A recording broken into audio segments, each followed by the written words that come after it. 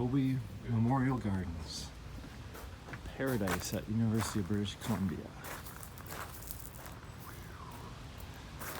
Built into the rainforest here with old Douglas fir trees and western hemlock. Beautiful ponds filled with colorful fish. They look technicolor even. Amazing place, so lush and green.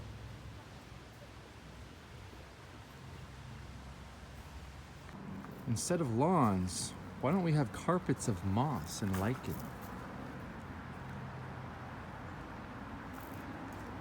Much more interesting. The lake has a spirit island.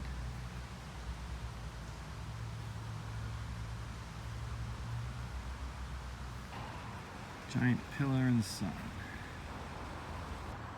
Ancient symbol, it looks a lot like a mushroom in some ways. Probably from the Shinto tradition. And then a pillar of life in the distance there. The Garden of Tranquility. A mossy carpet.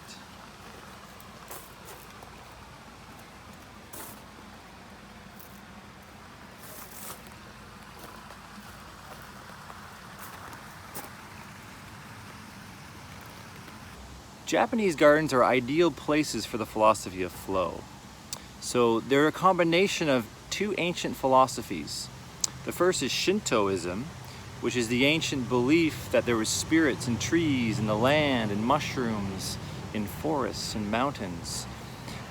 And then also the belief in Zen Buddhism, which is the practice of emptying your mind, of developing a beginner's mind where you see things fresh and you pay close attention to the symmetry and beauty around you and just the elegance of natural designs. So these two philosophies actually had a huge influence on modern Japanese culture, on the Shinrin-yoku forest bathing tradition that's now spread throughout the world, and also on technology. So Steve Jobs in the 80s would go to Tokyo and source parts for Apple computers. And during those adventures in Tokyo and the mountains around there, he would go and learn about these ancient temples and the forest monks of Japan, and the animistic traditions. But most importantly, he would go to Zen monasteries, both in Tokyo and the mountains surrounding, and that's where he picked up meditation as a practice of emptying the mind of unnecessary complexity and abstraction, and just getting down to the heart of things and feeling that and noticing that. So in terms of Zen philosophy, Apple really uses that philosophy in their storytelling, in the way their technology works, and their focus on design being how it works rather than just how it looks.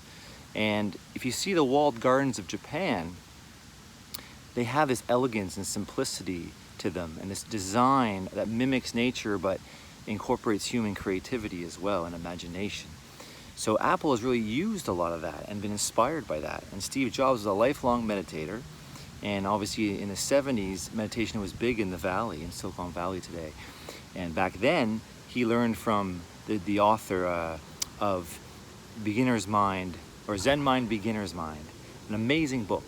And he learned from that teacher, and he had a teacher himself in the valley, and he'd do meditation retreats each year. Actually, regularly, he'd go on weekends to unplug. So it's had a huge influence. The Zen mind, the beginner's mind, the elegance of focus and simplicity. So Japanese gardens are a great way to explore these walled gardens that humans design to mimic natural forces and to mimic how things are created in nature, but with more of a human element to them. So this garden here, the Nitobe Memorial Gardens at the University of British Columbia in Vancouver, is a real gem. A beautiful place to sit, lie in the grass or on a carpet of moss and meditate. Nice to listen to the sound of the waterfall. Different layers of water flowing down.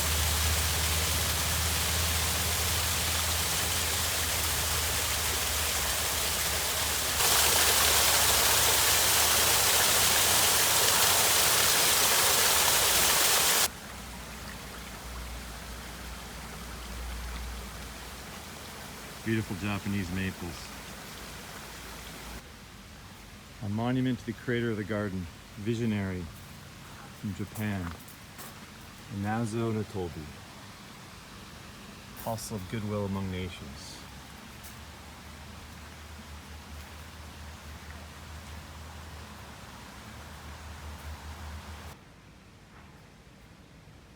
Paradise Garden. Amazing Japanese maples in the sun.